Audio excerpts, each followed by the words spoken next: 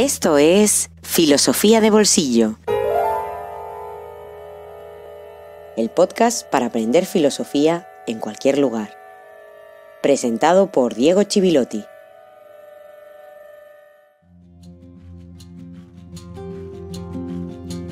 Buenas tardes y feliz jueves filosófico número 67. Último, además de esta segunda temporada, hemos llegado vivos al final. Una temporada que ha contado con 40 episodios. Un episodio, en este caso, dedicado a nuestra mecenas Lina. Tienes este honor, Lina, de cerrar la temporada con un directo muy especial, con algo diferente, ahora lo veréis. Muchas gracias también a los que os habéis ido enganchando a Filosofía de Bolsillo en Spotify, en Apple Podcasts, iVoox, YouTube o en Podtail, por decir una plataforma que ni conocía cuando comencé con esto hace casi 2 años. Gracias también a los que os vais conectando en YouTube, Facebook y Twitch. A los futboleros los habremos perdido un poco porque tenemos al mismo tiempo la Eurocopa. Muchas gracias a todos los que nos estáis escuchando y a los que lo habéis hecho desde abril y habéis descubierto también Filosofía de Bolsillo en los directos. Bien, a este micrófono que ahora no se ve, le he explicado muchas cosas sobre Hume, Maquiavelo, Hobbes, Locke, Rousseau, como antes hice con Platón, Aristóteles, Descartes. Hemos escuchado voces muy interesantes desde abril, a Sergi Sancho, que nos hablaba de la mística, a Rafael Narbona, también en la línea de místicos y la literatura, Olga Marís, que nos hablaba de Hannah Arendt, de María Zambrano, del exilio, y José Barrientos, que nos hablaba también de la filosofía aplicada. Y quería que la temporada se cerrara con algo diferente, sin abandonar el pensamiento filosófico, pero la filosofía no es ajena a nada y quería que nos acercáramos a un ámbito al que difícilmente me puedo acercar y menos con algo de profundidad a lo largo de la temporada. Es un día especial y tenía que ser un invitado especial. Nuestro invitado es licenciado en filosofía y en teoría de la literatura comparada. Es director de la Escuela de Cine Educa tu Mirada. Algunos la conoceréis, donde es profesor de análisis de la imagen y ha escrito para distintas revistas de cine, además, como El Tornillo de Klaus o Solaris, por ejemplo, donde, si no me equivoco, escribió el prólogo al 4º número, que tenía el interesantísimo título de Cine que hoy no se podría rodar. En fin, a nuestro invitado lo conozco desde antes, desde mucho antes que existiera ya no este podcast, sino incluso diría que algún podcast en nuestro país, no sé, al menos. Y lo suficiente para saber que tengo que callar para que podamos escucharlo durante el máximo tiempo posible.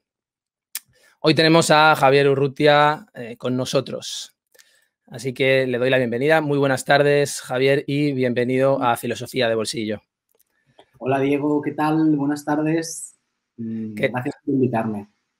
Un placer. Muchas gracias a ti por estar aquí. ¿Cómo estás y cómo llevas como docente el paso de la presencialidad al espacio online? Pues la verdad es que estoy muy bien. En Barcelona hace mucho calor estos días, también te digo. Y todavía, pues bueno, con este impasse en el que estamos, que parece que las mascarillas empiezan a desaparecer, por suerte, la presencialidad empieza a ser ya una realidad. Pero también te he de decir que fíjate, lo que ha ocurrido nos ha permitido transformar la escuela y convertir toda la formación digamos, a formato online, a distancia, y nos hemos sentido muy cómodos. Hemos estado muy a gusto. Ha sido también como un espacio muy íntimo el que se ha creado y, de hecho, en principio la escuela va a seguir en este formato, en el formato online. A distancia y online. Con lo cual, maravilla. A veces la vida te coloca en diferentes situaciones sin que lo hayas previsto, ¿no? Yo creo que eso hay que estar abierto a lo que vaya ocurriendo y dejarte llevar. Claro, sí, aprovechar un poco también una nueva mirada también, educando la mirada, pues buscar una nueva mirada, supongo, ¿no? de la realidad cuando va cambiando. Yo me gustaría entrar ya teniendo en cuenta tu dedicación y tu conocimiento del cine, me gustaría preguntarte cómo comienza tu pasión por el cine como lenguaje artístico y si hay alguna película o algún director que sea un detonante para ti. Pues Diego, la verdad, antes que nada que es un placer volver a encontrarme contigo. O sea, ya, quiero decir, tuvimos la suerte de hacer filosofía juntos en la Autónoma y además, antes lo hemos dicho fuera de micro, que tuve la primera conversación contigo. Es decir, que la primera persona con la que me encontré y hablé fue en la cola de gestión académica. Sí. Esas largas colas. Largas colas, sí, señor. Y han pasado muchos años. Han pasado muchos años, sí. Un placer volverte a ver y sobre todo en este espacio que creo que es muy bonito y que merece muchísimo la pena.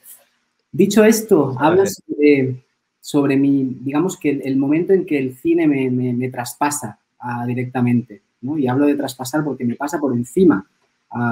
Yo creo que esas son las mejores experiencias, ¿no? Las que uno no tiene previsto y que de repente le abren la sensibilidad o le hacen ver el mundo de otra manera.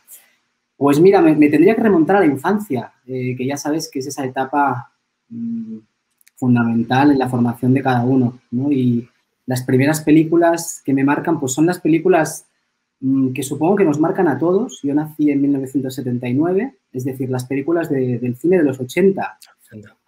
Te hablaría, pues, de películas como, por ejemplo, E.T. E.T. es una película que me cala profundamente cuando yo igual tengo, pues, 5 años, 6 años, cuando la veo por primera vez. Con una riqueza simbólica, ¿no? Vista desde adulto, ¿no? Seguramente. Sin duda. Y además te podría decir incluso el porqué, ¿no? O sea, cuando pasa el tiempo, ¿no? Y profundiza el por qué esta película me deja una huella tan profunda, ¿no? Y hace que el cine se convierta en un espacio casi como de consuelo.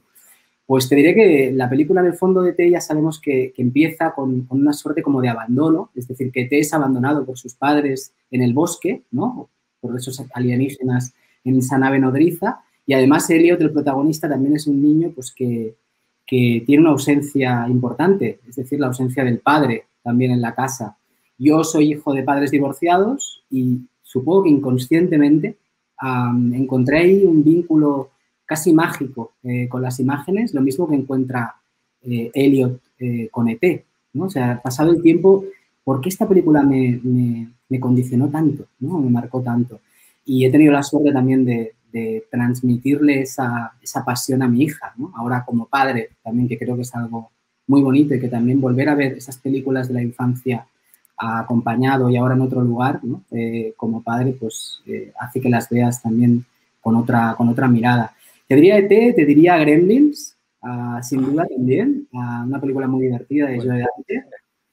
Y Gremlins me gustó muchísimo. Yo también tenía pues igual 7, 8 años cuando la vi y recuerdo que me gustó o me fascinó esa dualidad de Gizmo, ¿no? O sea, esa especie como de ser que se convierte también en una especie como de sombra siniestra, si me permites, ¿no? O sea, tenemos como, por un lado, Gizmo encantador, bondadoso, y por otro lado, esa criatura como traviesa y maléfica, ¿no? Y las dos conviven en el mismo ser, ¿no? Y eso, de alguna forma, me cautivó también. Luego te diría también como tercera película, una película que ya me supuso como una experiencia iniciática de primer nivel, que es Demons, una película de terror de Lamberto Bava del año 1985. O sea, yo tenía 6 años y la vi por casualidad. O sea, no estaba previsto. Yo recuerdo que mi madre, iba con mi madre paseando por Paseo de Gracia en Barcelona y de repente entramos en un cine, iba también con mi hermana y mi madre se puso a hablar con el hombre que vendía palomitas en la entrada. Mi madre hablaba mucho, muchísimo. Y mientras mi madre estaba hablando, mi hermana y yo fuimos, digamos que accedimos a la propia película. O sea, sin haber pagado la entrada, pues yo tenía 6 añitos, me acerqué a la propia sala y estuve mirando la película, pues casi apartando la cortina, literalmente. O sea, casi como un acto que estaba prohibido, estaba accediendo a un espacio. Es una película desvelando, ¿no? Algo terrorífica más no poder y es una película de zombies. O sea, que tuve casi una experiencia como con la muerte directamente, ¿no? Y además la trama sucede en una sala de cine. Con lo cual, yo casi como que rompí la cuarta pared, ¿sabes? Es decir, que aquella película me traspasó y yo me pensaba que los demonios iban conmigo. Yo estuve muchos días sin dormir digamos que mi mi vínculo con el cine viene de ahí, de algo, de una suerte como de arrebato muy fuerte, claro, y algo irrefrenable, ¿no? Y luego ya es verdad que en la adolescencia, pues cuando uno ya busca otro tipo de estímulos, pues sí que hay un antes y un después en Muerte en Venecia, de Visconti, sin duda. Visconti, maravillosa. De repente me doy cuenta que el cine también puede recrear como un espacio casi literario. Claro. Y una contemplación, ¿no? Veo una lentitud, un cuidado por la descripción, casi como una recreación psicológica a través de esa especie de persecución de Ashen Bakataccio por las calles lúgubres de Venecia, ¿no? Además asolada por la peste. Y recuerdo que tuve también ahí como algo una epifanía. Una epifanía, casi un síndrome de Stendhal. Claro. Aunque suene un poco snob, pero es tal cual te lo explico. Y seguramente Persona de Bergman. Persona también. Bergman. Esas dos películas en la adolescencia me quiebran por completo y entran dentro de mí y en mi mirada, ¿no? Y a partir de ahí como que empiezan a indagar, a investigar en el cine. Tal vez son esas películas que te he mencionado. Es muy bonito que los explicas una relación íntima, ¿no? con el lenguaje, incluso con la propia primera experiencia de ver y también con algo que te golpea, ¿no? Que te hiere. Parece como que necesitemos primero que algo nos duela y nos hiera y después llega el momento de la reflexión, ¿no? Y por eso también es muy bonito y volviendo a lo que explicabas al principio, porque recuerdo también cuando yo te conocí, me empezaste a recomendar películas, me empezaste a abrir un poco la mirada también al cine.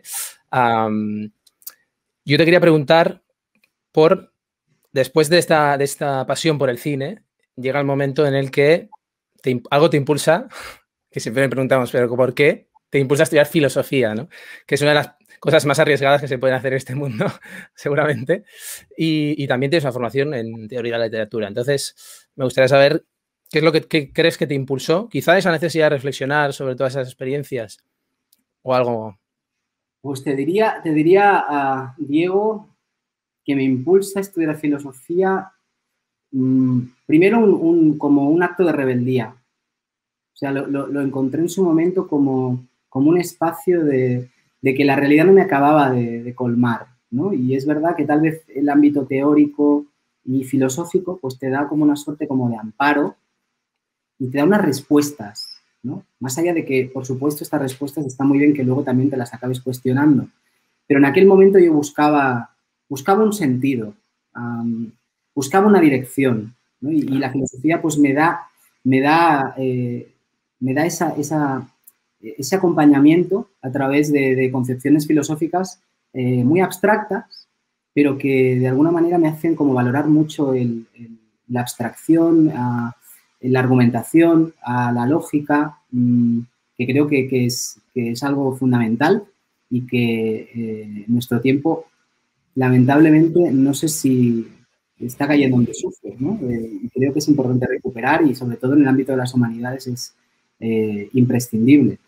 Y es verdad que a la vez yo siempre he tenido he sido muy autodidacta. Yo ya leía mucho, me gustaba mucho leer y casi como que pensé ingenuamente que estudiando teoría de la literatura comparada como que iba a aprender a escribir, ¿no? Como que yo quería escribir.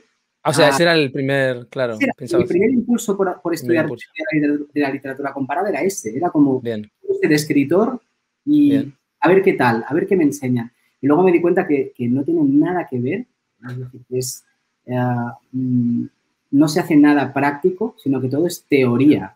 Es como una aplicación filosófica al mundo. Una prolongación de la filosofía fue entonces. Completamente, pero en el ámbito de la literatura, ¿no? Entonces es verdad que son complementarias y de hecho ya lo sabes, que filosofía y literatura pues van de la mano y a mí tampoco me gusta en exceso como dividir el pensamiento, el conocimiento Estamos de acuerdo. En esos campos, ¿no? Sino todo lo contrario, relacionarlos y ver en qué se parecen y en qué se diferencian, ¿no? Y por supuesto que hay grandes filósofos que escriben de maravilla y a la vez hay filósofos que creo que escriben francamente mal y que para expresar una idea pues tienen tendencia a elucubrar y no llegan a ninguna claridad, ¿no? Que creo que es el objetivo de la filosofía, ser clara, ¿no? Por eso un espacio como el tuyo de divulgación y de compartir y de diálogo respecto al pensamiento filosófico creo que es imprescindible en nuestro tiempo. Y también un poco, la filosofía a veces vive al margen de la realidad y la universidad en general, ¿eh? Yo creo que es algo que hay que evitar, ¿no? Que hay que conectar lo real con el pensamiento.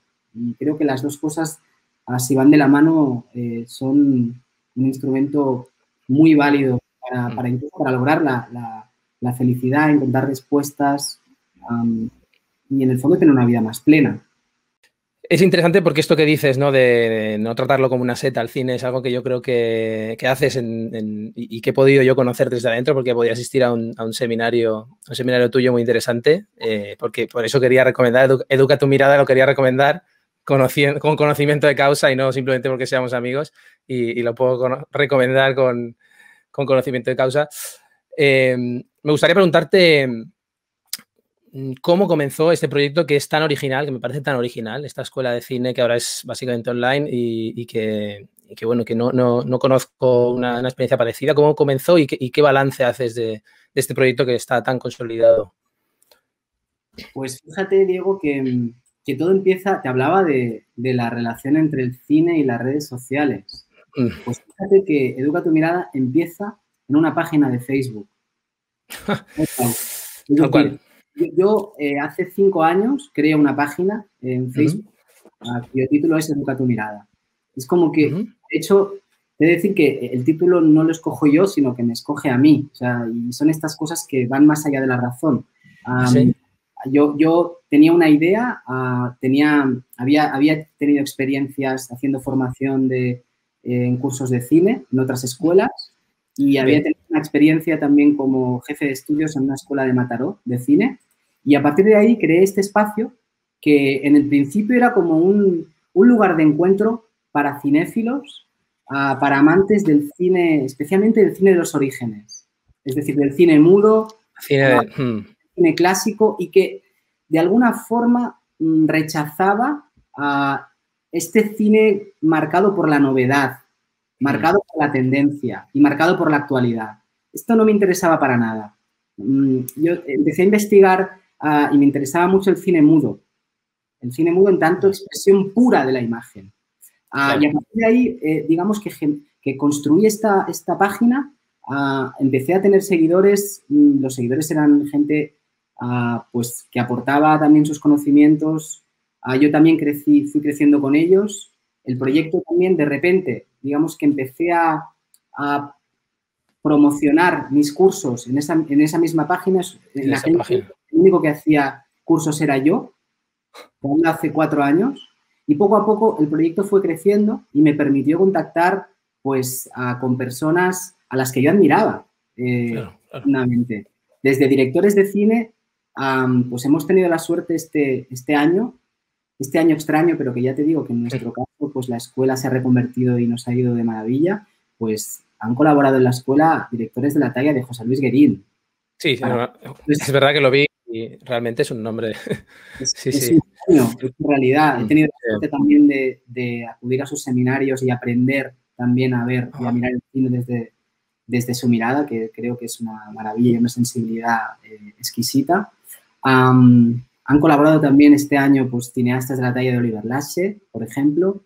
He tenido la suerte y tengo la suerte de tener como compañeros a personas a las que admiro por cómo escriben sobre cine, como Mireia Iniesta, a cineastas de la talla de Andrés Duque, a Adrián Silvestre, a Javier Trigales, compañeros y amigos. Y la escuela sigue creciendo. Y como te decía antes, pues hace 2 años teníamos un pequeño espacio, porque esto es una escuela de cine pequeña. Y a mí me gusta mucho como reivindicar lo pequeño, ¿no? En un mundo donde parece que todo tiene que ser macro, que todo tiene que ser muy grande y que parece que cuando uno utiliza la palabra emprendedor, parece que se vaya a comer el mundo, ¿no? No me interesa para nada eso. Quiero hacer un espacio, quiero que Educa tu mirada sea un espacio donde entra cualquier persona y donde sobre todo hay una cierta como intimidad entre los propios profesores y los propios alumnos también, ¿no? Y sobre todo a través del diálogo, que sea un espacio participativo, dialogante y reflexivo. O sea, en el fondo es un lugar para pensar las imágenes. No tanto hacerlas, que es lo que ofertan el resto de escuelas, ¿no? El resto de escuelas de cine te enseñan a hacer cine y hacer imágenes, apretar un botón y digamos que hacer películas. Está muy bien, perfecto, pero en Educa tu mirada no nos interesa esto. No es esto. Nos interesa un espacio humanístico para pensar las imágenes. Es otro enfoque y en ese sentido, pues, si me preguntas cómo surge todo, pues va surgiendo sobre la marcha y a día de hoy, en el 2021, pues las cosas están así, es decir, que la escuela, yo creo que en su gran parte de contenido se van a ofrecer online, a distancia, pero también hacemos actividades presenciales en Barcelona. Hemos estado... ¿Continuáis haciendo...? Sí, y continuamos presenciales. Con esto. Vamos a continuar haciendo cosas puntuales, como también muy cuidadas y siempre poniéndole mucho mimo a todo lo que hacemos, tanto yo como el equipo, por supuesto, y encantado y muy contento de que este proyecto también de alguna forma crezca conmigo, ¿no? Y yo crezco con el proyecto. Entonces, ya te digo, sacando pecho de ser una escuela pequeñita, pero que tenemos muy claro dónde no queremos ir a parar y qué es lo que nos interesa. Claro, con unos principios claros y eso también sí hace que también atraiga y retenga también a las personas porque al final encuentras eso. Y también me parece interesante que lo planteas como espacio de investigación y de educación, ¿no? Estas dos cosas, ¿no? Para compartir y aprender. Eso está muy bien. Sin duda, Diego. Y así ha sido también mi propio camino. Es decir, que yo sigo investigando, sigo profundizando en los directores que estudio, en los periodos del cine que estudio, los teóricos que estudio. Para mí esto es un camino que todavía, por supuesto, está en desarrollo. Yo que no me considero, no es que tenga un gran conocimiento de lo que se ha hecho de la filosofía, en la filosofía hacia el cine o desde la filosofía, y de hecho alguna vez te pregunté, te consulté cuando tuve que redactar algún texto. Lo primero que me viene a mí a la cabeza es el clásico de Benjamin, que es lo primero que pensamos los que no tenemos ni idea, básicamente, es la obra de arte en la época de su reproductibilidad técnica, porque ahí habla de cine y es como un clásico que, ¿no? Entonces, a mí me gustaría preguntar, es una pregunta quizá un poco, bueno, es muy amplia, pero me gustaría preguntarte en qué medida Benjamin entendió ese lenguaje y si sigue siendo vigente o hay aspectos que siguen siendo vigentes para entender cómo el cine ha transformado la percepción incluso que tenemos de la realidad. Me parece una obra que está muy bien, la de Benjamin, pero claro, es verdad que es una obra escrita hace muchísimo tiempo y que el cine ha cambiado una barbaridad, que estamos en la era de lo digital. Claro. Del cine analógico al cine digital.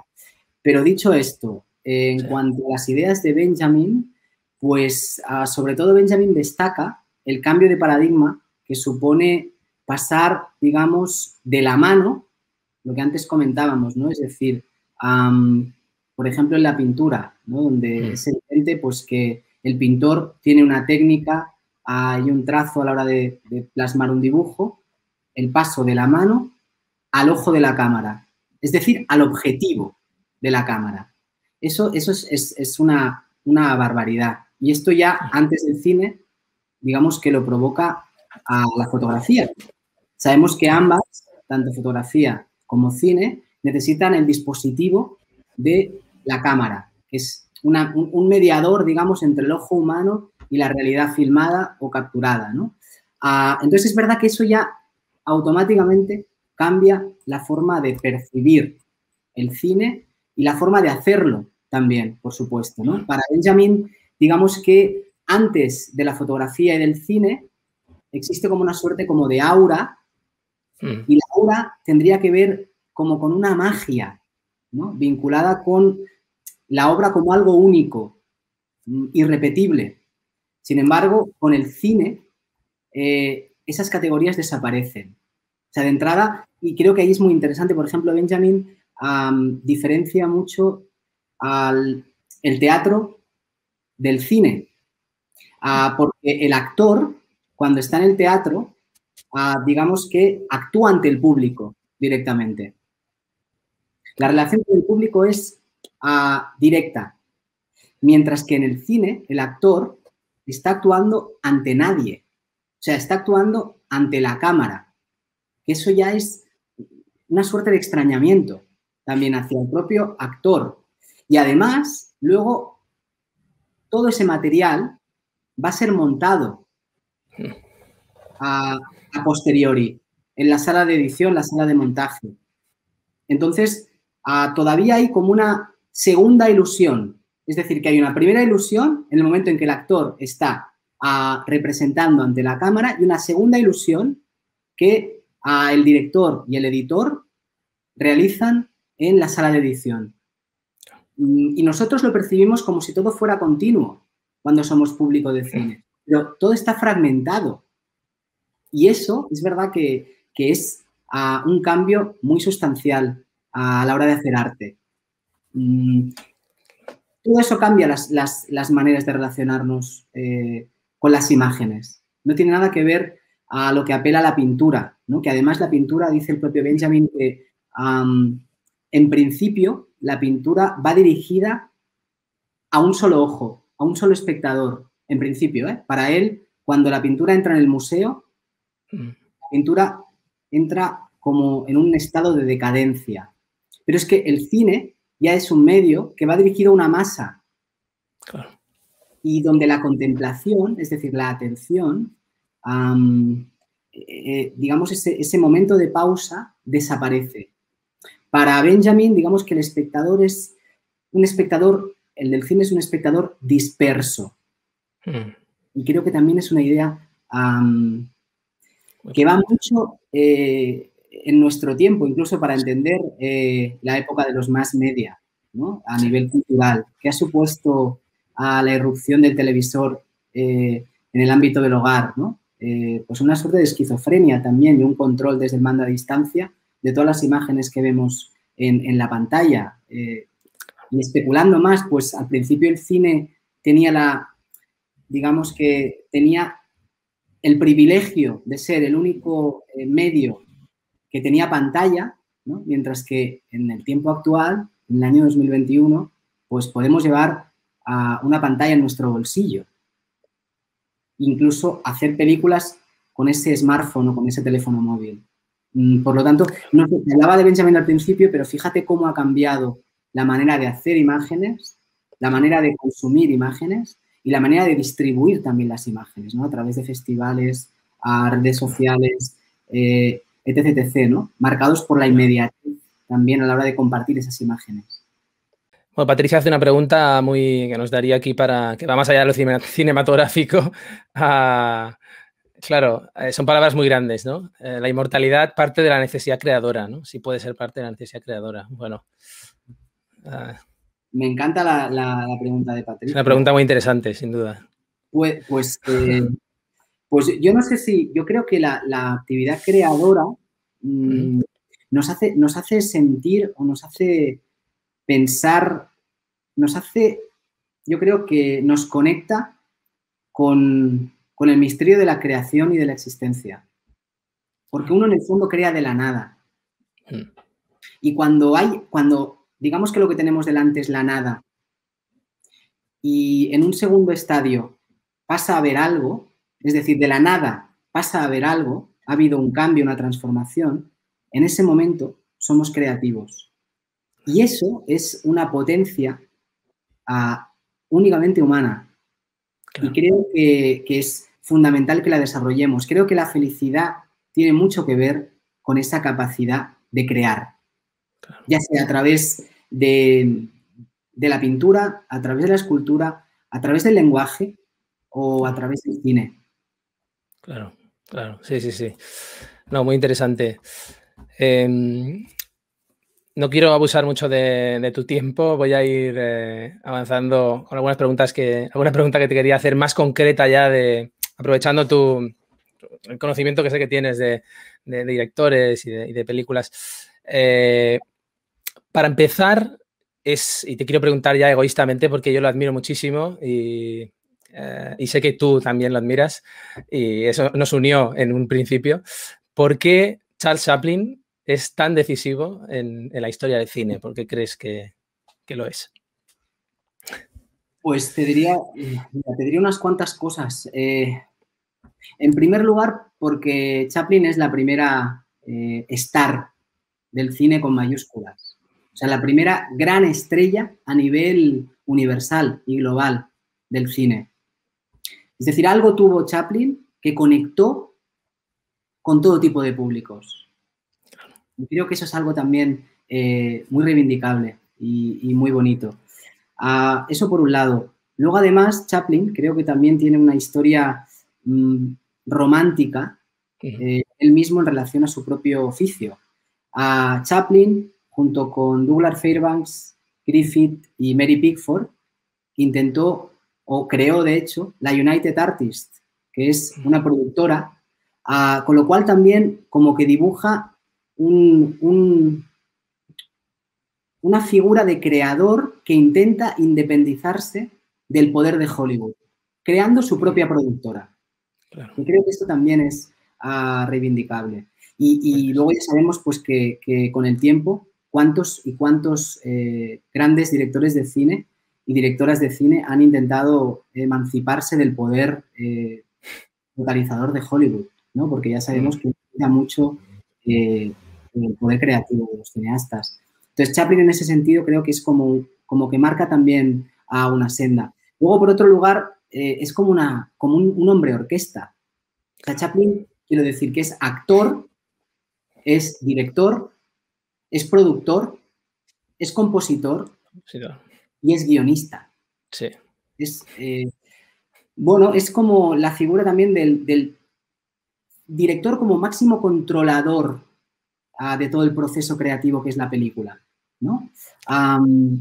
Y luego yo creo que es, por otro lado, creo que es como el director de cine o el actor que reivindica sobre todo algo que creo que está en desuso también en nuestro tiempo, que es el poder del gesto, el poder de la mímica, ¿no? En un mundo increíblemente marcado por la palabra, por el logos y por lo tanto por la razón, de repente Chaplin intenta o de hecho se siente cómodo en el arte de la pantomima.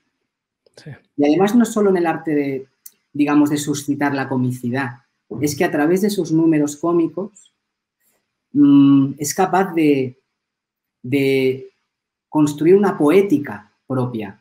Y cuando digo poética lo digo en todo el sentido del término. Es decir, que resignifica la realidad a través de sus números. Y si te parece, yo hay un número de Chaplin que también me cautivó, ¿no? En la película La Quimera del Oro. El momento en que Charlotte se ha enamorado de una chica, está dentro de una cabaña y ha quedado con ella para cenar, ¿no? Entonces esa chica no acude a la cena, de hecho se está riendo de él y él está esperando en casa que venga la chica. La chica no aparece y Charlotte de repente crea como una ensoñación, ¿no? Empieza como a imaginar que viene la chica con todas sus amigas y él de repente coge unos panes, ¿no? Con 2 tenedores y empieza a crear un baile, ¿no? Simplemente con sus dedos. Bueno, pues la capacidad que tiene de resignificar, y digo resignificar, es decir, volver a darle sentido a los signos. Esos son panes y tenedores y él los convierte en pies de bailarines. Eso es poesía pura. Y esto es algo que trasciende cualquier época. Es algo arquetípico, atemporal y universal. Y creo que su gran legado es la apuesta por el gesto y por la mímica, ¿no? Dejando de lado la palabra, ¿no? Que ya sabemos que cuando el cine se torna sonoro, pues digamos que pierde gran parte de su fuerza, que es lo visual, ¿no? Porque hay una tensión entre la palabra y la imagen. Uno de los grandes cineastas, que los hay, por supuesto, los hay, son capaces de equilibrar, digamos, los dos lenguajes o los dos signos. Pero también hay momentos en que abusamos en exceso de la palabra. En el cine, cuando tendría que ser un arte, es el arte de lo visual.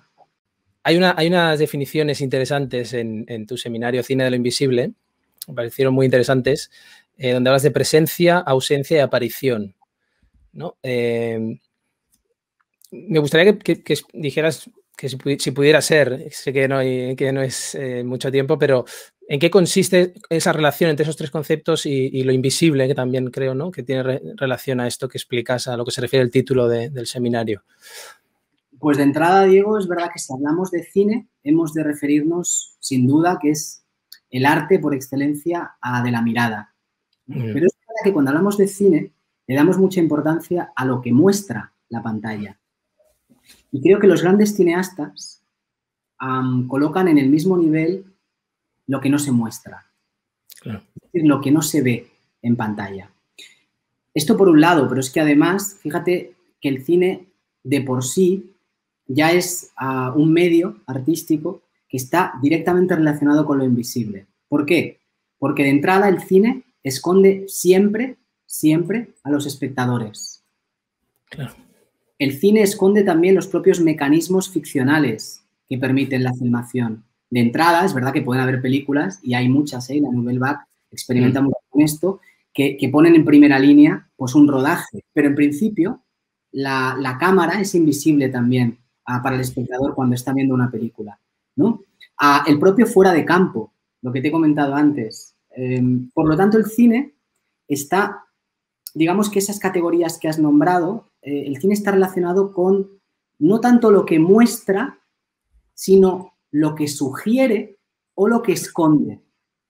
Y a partir de ahí entraríamos pues en teorías increíblemente fascinantes, que de hecho el propio Benjamin nombra en algún momento la relación entre cine y psicoanálisis. Es decir, hasta qué punto el cine sería un artefacto, una máquina que da forma digamos, al inconsciente. Es decir, que lo que estamos viendo es una suerte de inconsciente óptico. Y esto creo que es algo fascinante. Y además, fíjate qué casualidades. El psicoanálisis surge el mismo año que surge el cine, en 1895, como tal, ¿no? Ya sabemos por la figura de Freud. Tiene mucha relación la oscuridad, lo que no se ve, las pulsiones, los deseos. Y recuerdo una frase muy bonita, por ejemplo, de José Luis Guerín, que dice que el cine es la enciclopedia visual de las emociones. Y creo que recuerdo también el propio Michaud, filósofo y teórico también francés, sí, viene a decir que en una especulación o en un sueño llegará un día en que el hombre, la especie humana, sea capaz de crear una máquina a través de la cual pueda ver las emociones, los afectos y los sentimientos. Es curioso, muy curioso que... Tal vez nosotros siempre nos centramos en la historia y en los personajes, pero tal vez lo que estemos viendo es la evocación a través de las imágenes pues de un cierto estado de ánimo, de la melancolía, de la tristeza, de la alegría, etc. ¿no? Y esto creo que es algo inaudito y que pasa por primera vez en la historia de la humanidad, ¿no? Es decir, que el ser humano a través del cine está capacitado para capturar imágenes y además darle continuidad temporal, ¿no? Porque obviamente la imagen ya existía, pero hay una continuidad y eso realmente es algo hipnótico. O sea, el cine es pura hipnosis, ¿no? Claro. Y como que sucede un encantamiento también respecto al espectador. A mí me gusta mucho reivindicar como esa brujería entre las imágenes y el espectador, ¿no? Y creo que estamos en tiempos donde todo eso es muy difícil, porque estamos saturados de imágenes. Claro, precisamente ahora cuando hablabas de la hipnosis, yo pensaba, bueno, Y relacionándolo con la escuela, ¿no? Con Educa tu mirada, no sé si percibes una necesidad de reeducar la mirada en estos tiempos actuales a los que haces referencia, que tenemos además tantos estímulos, ¿no? Que divagamos y vamos haciendo scroll por las pantallas y... Sin duda, Diego. Sí. Yo creo que, fíjate que creo que lo más revolucionario en nuestro tiempo, ahora mismo, en 2021, creo que es ver pocas imágenes. Claro. Bueno, los héroes que nos están siguiendo, por ejemplo. Exacto. Hay que frenar el consumo, hay que frenar el consumismo de imágenes, porque no lo olvidemos que las imágenes construyen el imaginario y, por lo tanto, la imaginación. Claro. Cuidado, porque en esa suerte de dispersión sobre la imaginación se está produciendo un empobrecimiento. Y creo que yo estoy en un momento también vital donde veo poco cine. Es curioso, investigo mucho y estudio cine, pero veo pocas películas. Intento ser muy selecto.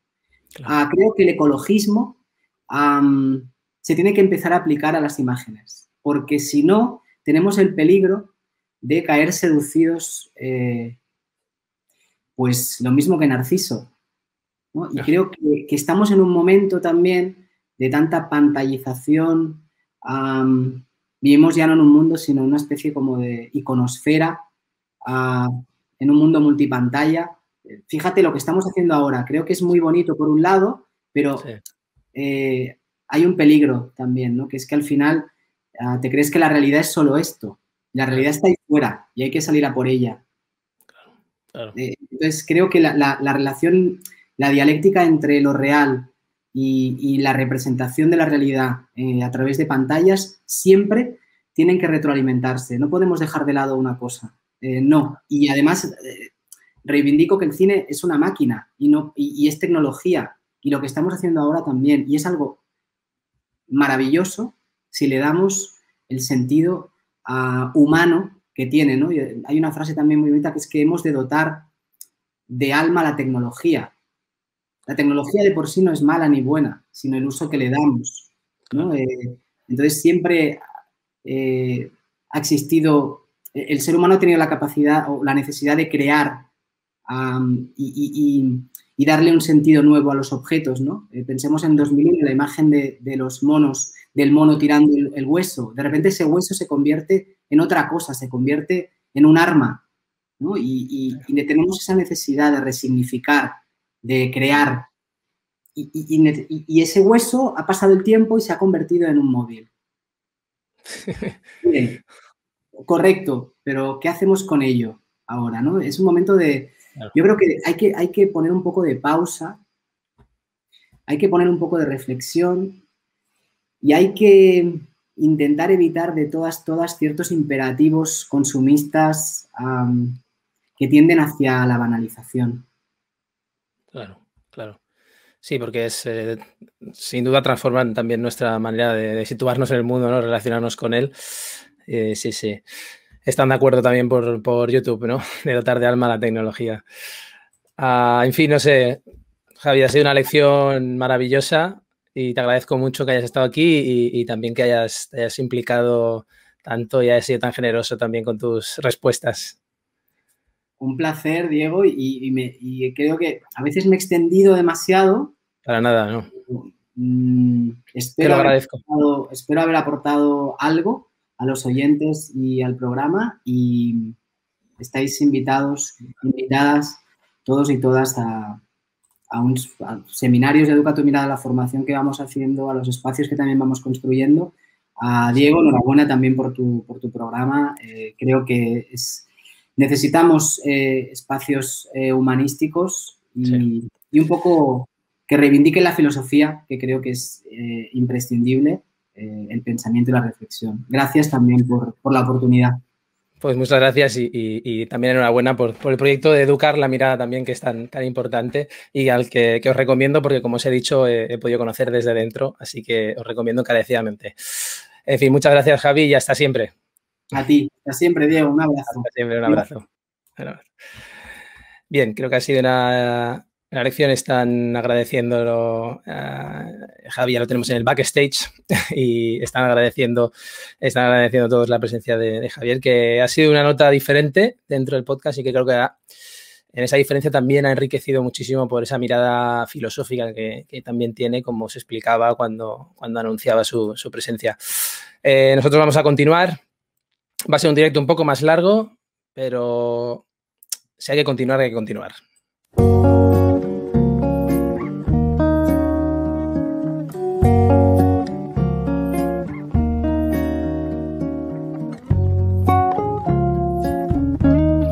Un libro en el bolsillo.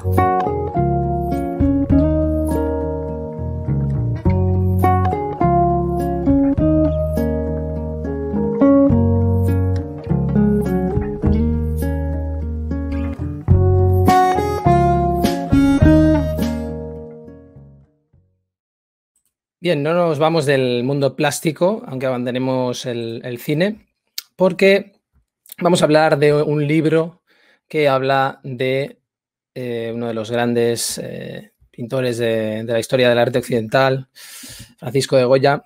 A propósito de Francisco Goya, decía Francisco Calvo Serrayer que la contemporaneidad de Goya, a la que se hace referencia muchas veces, se basa en que nuestra relación con su obra no está para nada cerrada. Es decir, que no lo está porque nos sigue planteando muchos interrogantes, ¿no? Luis Peñalver Alhambra, aquí vemos en el proyectado, es que se ha dedicado al ámbito de la estética y de la filosofía del arte.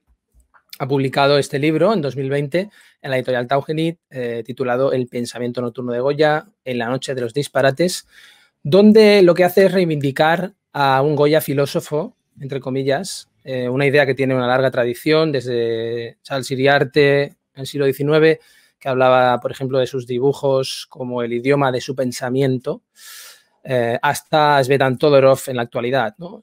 Son referencias que también tiene muy en cuenta Peñalver en su libro.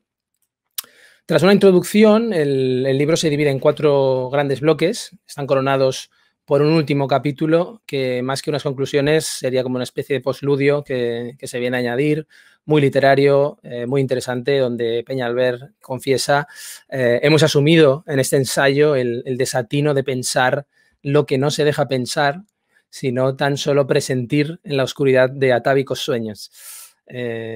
En fin, a esto se le añaden 3 apéndices que desarrollan con más detalle cuestiones que aparecen a lo largo del libro. Tiene una mirada muy aguda Peñalver.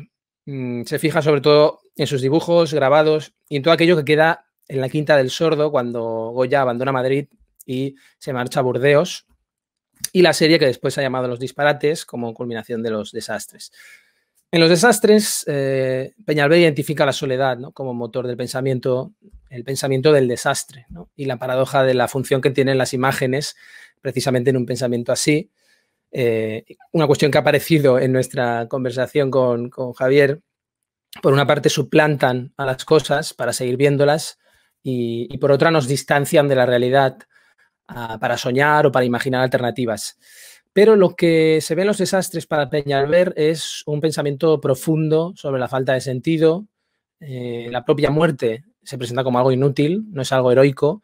Él se fija en una estampa, la estampa 69, donde se ve un cadáver incorporándose desde su sepultura. Os invito a buscarla, estampa 69 de Los desastres. Se me ha olvidado de proyectarla, la podía haber proyectado aquí. A punto de escribir la palabra nada, ¿no?, que aparece en el título. Nada, ello dirá.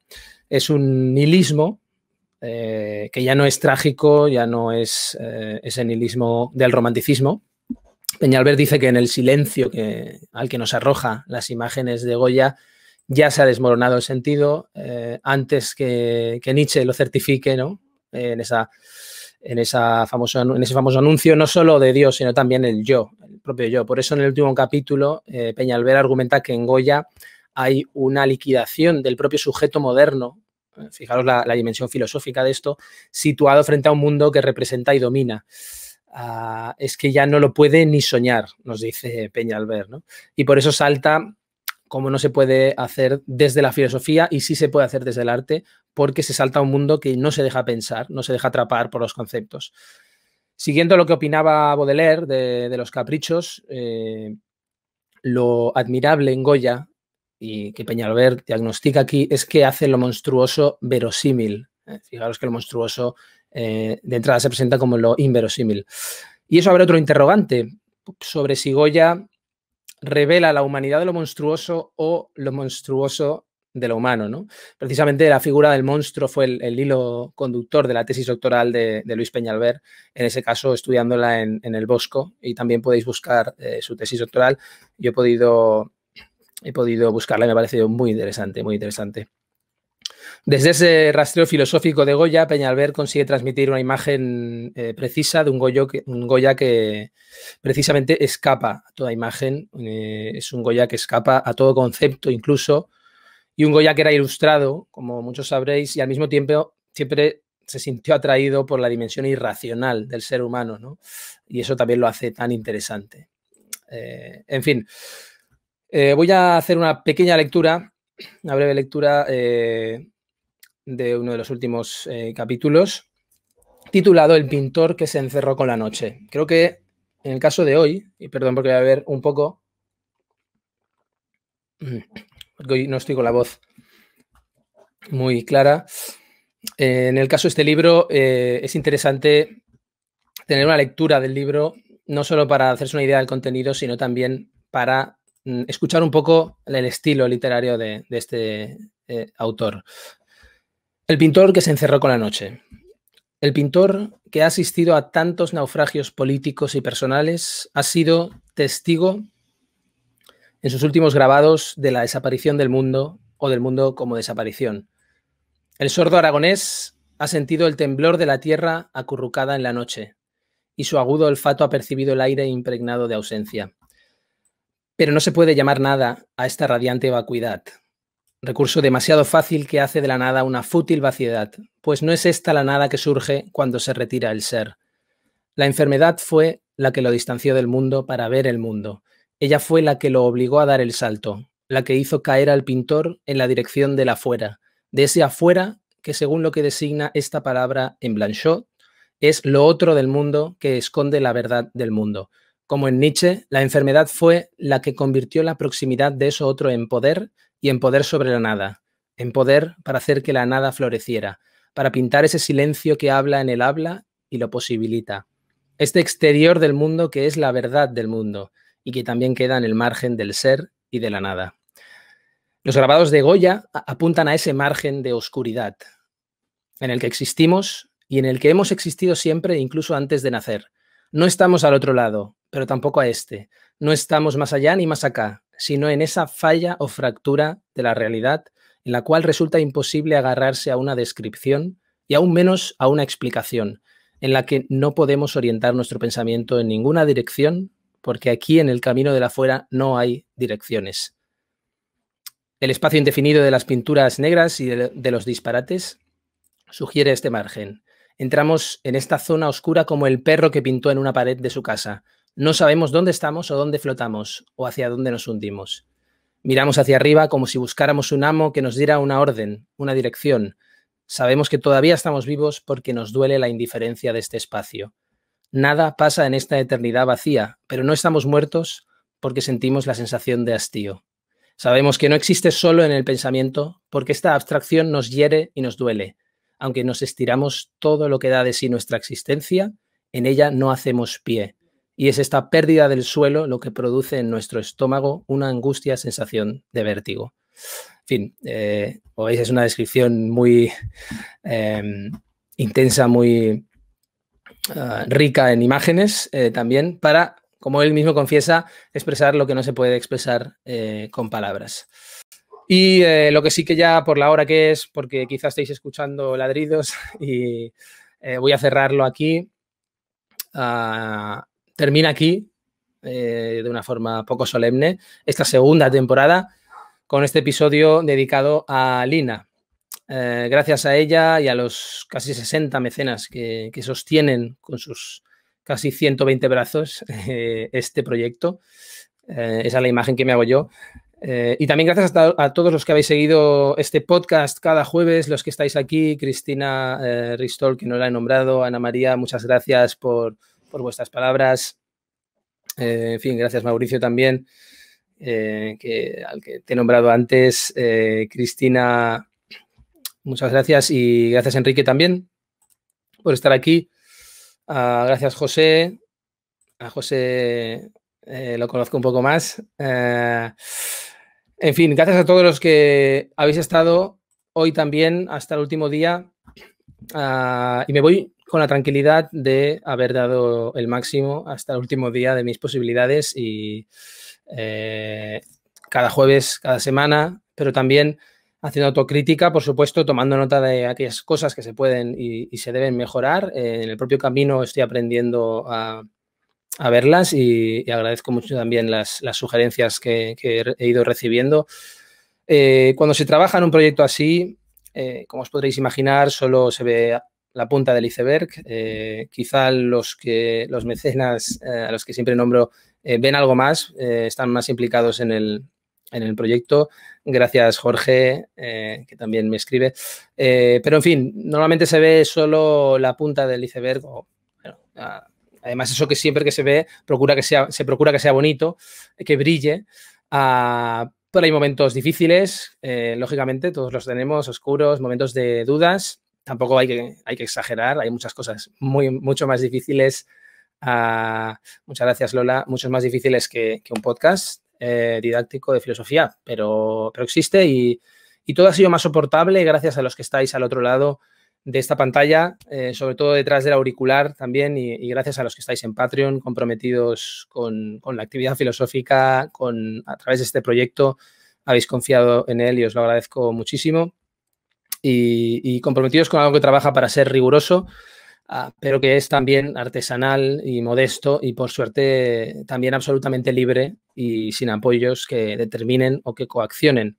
Al contrario, Filosofía de Bolsillo tiene los apoyos más valiosos, apoyos de personas con nombre y apellidos, como el de Esther, que nos está. Muchas gracias, Esther. Feliz verano también a ti también, por apoyar, que están apoyando esto. Esos apoyos que son más valiosos porque son los apoyos que valoran este trabajo, sinceramente, y son un tesoro. Para mí no puedo dejar de agradecerlos. Soy muy pesado, pero es así, para que quizá pueda seguir diciendo buenos días, buenas tardes y buenas noches a la tercera temporada, para seguir escuchando a Platón, Locke, Rousseau, Kant. Me da igual si suena demagogo, pero es verdad, es la verdad. Muchas gracias, Carlos, también, Eduardo. Saludos a México.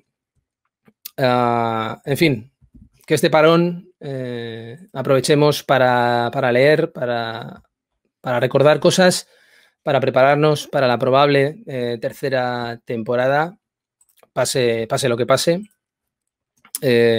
Como digo siempre, que pase lo que pase, todo nos sirva para pensar y nada nos exima de hacerlo. Sobre todo el miedo que se ha propagado, que se contagia tan rápido, que no nos exima de pensar, y me lo digo también a mí mismo.